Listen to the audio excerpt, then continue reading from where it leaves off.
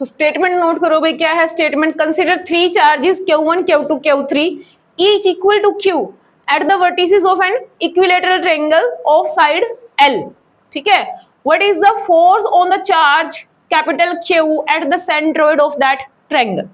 तो सबसे पहले जो गिवन है उसको हम एक पिक्चर बना के देखते हैं कि क्या क्या गिवन है हमें।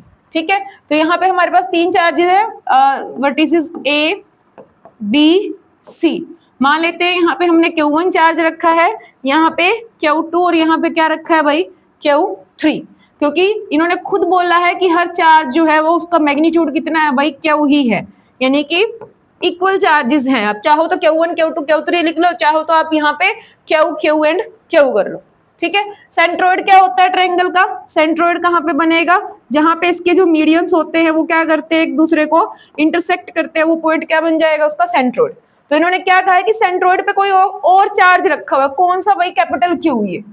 ठीक है, तो ये चार्ज यहाँ पे रखा हुआ है सेंट्रोइड पे, इसको O से रिप्रेजेंट कर लेते हैं। तो इसके ऊपर हमें नेट फोर्स फाइंड आउट करना है कि सेंट्रोइड पे जो चार्ज रखा है उसके ऊपर टोटल फोर्स कितना लगने वाला है। ठीक है, तो अभी अभी हमने पढ़ा था कि जो नेट फोर्स बनेगा, नेट फोर्स F नेट से रिप्रेजेंट कर लेते हैं, नेट फोर्स ऑन Q, वो क्या बनेगा भाई? पहले वाले ने कितना फोर्स लगाया प्लस दूसरे ने कितना लगाया प्लस तीसरे ने कितना लगाया, उन सबका क्या करना पड़ेगा? मुझे वेक्टर सम करना पड़ेगा। ठीक है, सो फर्स्ट ऑफ ऑल मैं अमाउंट निकाल लेती हूँ, साथ साथ डायरेक्शन भी देख लेती हूँ कि पहले वाले ने जो फोर्स लगाया वो किस डायरेक्शन में लगा, फिर दूसरे ने जो लगाया, फिर तीसरे ने जो लगाया। ठीक है, तो यहां से देखते हैं हम, यहाँ पे डिस्टेंस, ये जो साइड है इसकी लेंथ दे रखी है हमें L। हर एक जो साइड है, क्योंकि इक्विलेटरल ट्रायंगल है तो हर एक साइड जो है वो L लेंथ की है। क्लियर? मुझे क्या फाइंड आउट करना है? जो ये यहाँ पे चार्ज रखा हुआ है Q और ये जो चार्ज रखा हुआ है प्लस Q, यानी कि Q1 की जगह क्या ले सकती हूँ मैं? Q ले सकती हूँ। जो दूसरे वाला चार्ज था Q2, according to coulomb formula वहां पे क्या हो जाएगा? कैपिटल Q हो जाएगा। साथ ही साथ मुझे क्या चाहिए? इनके बीच का जो डिस्टेंस होता है उसका स्क्वायर भी करना है। तो डिस्टेंस क्या है इनके बीच का? सेंट्रोइड से डिस्टेंस जानते हो? वर्टिसेस के बीच में क्या डिस्टेंस होता है? अगर तुम्हें याद है तो बड़ी अच्छी बात है, लेकिन अगर नहीं याद है तो तुम्हें थोड़ी सी मैथमेटिकल जो आपका पाइथागोरस थ्योरम है वो उसका इस्तेमाल करके तुम यहाँ पे वैल्यू फाइंड आउट कर सकते हो। क्योंकि मुझे किस चीज की वैल्यू चाहिए? यहाँ पे A से O की वैल्यू चाहिए। क्लियर? क्योंकि मुझे F1 निकालना है ना। F1 according to Coulomb's formula क्या बनेगा? K Q1 Q2 divide by R square वाला फॉर्मूला। यहाँ पे इस सिनेरियो के अंदर मैं क्या चेंज कर रही हूँ? K तो ठीक है, Q1 की जगह Q पुट कर दूंगी, इसकी जगह कैपिटल Q। R स्क्वायर की जगह कौन सा डिस्टेंस भाई? A से O का स्क्वायर, ये रहेगा। डायरेक्शन क्या होगी? पॉजिटिव चार्ज है, जब तक साइन नहीं दिया तो हम मान के चलेंगे कि पॉजिटिव चार्ज है। पॉजिटिव चार्ज है, सेंटर पे भी कौन सा है? पॉजिटिव। पॉजिटिव पॉजिटिव एक दूसरे को क्या करते हैं? रिपेल करते हैं। तो ये फोर्स किस डायरेक्शन में लगाएगा? डाउनवर्ड डायरेक्शन में। ठीक है, तो यहाँ पे डायरेक्शन क्या बन गई इसकी? F1, ये डायरेक्शन है। अगर मुझे सिंपल लिखना हो तो मैं क्या कहूंगी? Along A to O। Direction कहाँ जा रही है इसकी? Along A O। ये आपका इक्वेशन 1 बन गया, जहां पे हमने क्या फाइंड आउट किया है? F1 फाइंड आउट किया है। और ये आपके पास जनरल फॉर्मूला है जो कूलम ने हमें दिया था, जो हमने कल डिस्कस किया था, उसके बिहाफ पे ये वाली चीज मैंने यहाँ पे फाइंड आउट की। क्लियर? अब टास्क क्या है कि मुझे AO की वैल्यू नहीं पता। पता है क्या? निकाल लो फिर, नहीं पता तो। यहाँ पे देखो ये राइट एंगल ट्रायंगल बन रही है, इतना हिस्सा क्या बन रहा है? राइट एंगल ट्रायंगल बन रहा है। ये वाली साइड L है। ठीक है, ये मीडियन यहाँ से इसको कितने हिस्से में डिवाइड करेगी? आधे आधे हिस्से में डिवाइड करेगी। ये चीज क्या बन जाएगी तुम्हारे पास? L/2 हो जाएगा। इसको D नाम दे दो यहाँ पे। L/2 हो गया। तो यहाँ से ये परपेंडिकुलर निकाल सकते हो ना? निकालना जरा परपेंडिकुलर की वैल्यू। किसकी वैल्यू निकालनी है हमें? AD की value. AD square is equal to क्या हो जाएगा? अकॉर्डिंग टू पाइथागोरस थ्योरम क्या हो जाएगा भाई हमारे पास? AD square is equal to AB square minus क्या हो जाएगा? BD square. ठीक है, AB का स्क्वायर यानी कि L square minus L square divide by क्या हो गया? यहाँ पे 4 हो गया। तो ये क्या बन गया तुम्हारे पास? 4L square minus L square divide bye 4, यानी कि 3L स्क्वायर डिवाइड बाय 4। ये किसकी वैल्यू आ रही है? AD स्क्वायर की वैल्यू आ रही है। यहाँ से मुझे क्या निकालना है? AD निकालना है, तो दोनों तरफ का रूट करना पड़ेगा। तो √3/2 क्या आ गया भाई तुम्हारे पास? L आ गया। ये किसकी वैल्यू आ गया तुम्हारे पास? किसकी वैल्यू आई है? AD की। लेकिन मुझे AD की वैल्यू तो चाहिए नहीं ना, मुझे तो क्या वैल्यू चाहिए? यहाँ पे क्या वैल्यू चाहिए, ए से ओ की वैल्यू चाहिए, ठीक है। तो यहाँ ऊपर से यहाँ सेंट्रोइड का जो डिस्टेंस होगा ना आपका, वर्टिसेस जो सेंट्रोइड का डिस्टेंस होता है, टोटल जो लेंथ थी आपकी यहाँ से यहाँ, उसका 2/3 होता है, ठीक है। रिलेशनशिप क्या है यहाँ पे कि जो आपका ए ओ है वो क्या है भाई, 2/3 of AD, this is the relationship. So अब वैल्यू पुट कर दो एडी की, 2/3 इंटू एडी की जगह 3/2 रूट डिवाइड बाई 2 एल, यहां से कैंसिल आउट हुआ, ये कैंसिल आउट हुआ, क्या बना भाई 1/√3 इंटू एल, आगे वैल्यू, ठीक है। सबके केस में सेम ही आएगी, यहां से यहां का डिस्टेंस भी यही रहेगा L/√3, यहां से यहां का भी डिस्टेंस वही रहेगा, ठीक है। अगर तुम्हें याद रहता है तो याद रख लो कि भाई जो सेंट्रोइड से डिस्टेंस होती है वर्टिसेस की, वो जो भी साइड है उसको √3 से डिवाइड कर दोगे, उतना होता है। अगर नहीं याद है तो मैथमेटिक्स इस्तेमाल करो, तुम्हारे सामने आ जाएगी, रटने की जरूरत नहीं है, क्लियर। तो अभी मुझे इसकी AO की वैल्यू मिल चुकी है, I can put that value here, जो इक्वेशन हमारे पास 1 बनी थी, ठीक है। इक्वेशन 1 के अंदर अगर मैं वैल्यू रखती हूँ तो F1 की वैल्यू कितनी आ गई है भाई मेरे पास, F1 is equal to KQ divide by 1/√3, साथ में क्या है L, इसका स्क्वायर था, ठीक है,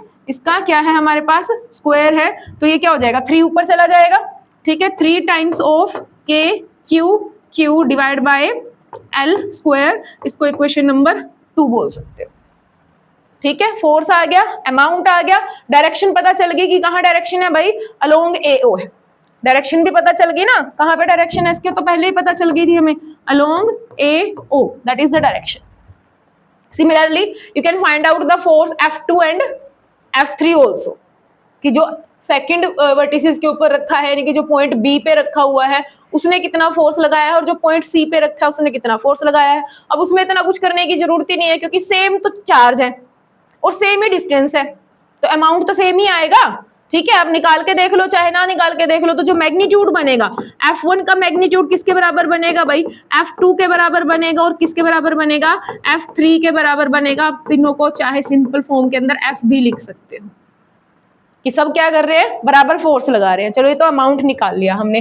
डायरेक्शन क्या बनेगी, प्लस चार्ज है, प्लस चार्ज है, रिपेल करेगा, तो यहाँ पे डायरेक्शन बनेगी, ये क्या बनेगा हमारे पास, वेक्टर F2 बनेगा, प्लस प्लस रिपेल करेंगे, इधर की तरफ कौन सा बनेगा भाई, F3 बनेगा। समझ आ रही है बात। तो इसको मैं थोड़ा सा ऐसे लिखूं कि तीन जो चार्जेस हैं किस डायरेक्शन के अंदर फोर्स लगा रहे हैं, फोर्सेस को अगर सिर्फ देखना हो किस डायरेक्शन में लग रहे हैं, एक ने फोर्स लगाया डाउनवर्ड डायरेक्शन में, और बाकी दो क्या कर रहे हैं, एक इस डायरेक्शन में लग रहा है, एक इस डायरेक्शन में लग रहा है। अब मेरा मेन मोटिव क्या है, इनका वेक्टर सम करना है, ऐसे सीधा ऐड नहीं कर सकती मैं इसको, यहाँ तक नहीं छोड़ सकती कि F1 plus F2 plus F3 करके छोड़ दूंगी, 3 टाइम्स ऑफ दिस करके छोड़ दूंगी, नहीं होगा ऐसे, 3 टाइम्स नहीं बनेगा। क्यों नहीं बनेगा, क्योंकि हमें अलजेब्रिकल सम नहीं करना है, फोर्सेस ऑफ वेक्टर क्वांटिटी, और मुझे क्या करना है यहाँ पे वेक्टर सम करना है। यहाँ पे तुम्हारा प्रॉपर जो 12th में तुम करके आए ना, वो सॉरी जो +1 में तुम करके आए वो तुम्हें काम देगा यार, ठीक है। तो ये किसकी वैल्यू थी, F1 की, जो कि F के बराबर हो चुके हैं, ये F2 की वैल्यू थी, ये भी F के बराबर है, ये F3 की वैल्यू है, ये भी किसके बराबर है, F के, ठीक है। अगर पूरा तुम्हें ये लगाना हो इसके अंदर, पूरा वेक्टर एडिशन करके देखना हो तो तुम वो भी कर सकते हो, अदरवाइज इसके अंदर एक शॉर्ट ट्रिक भी दिख रही है सामने सामने।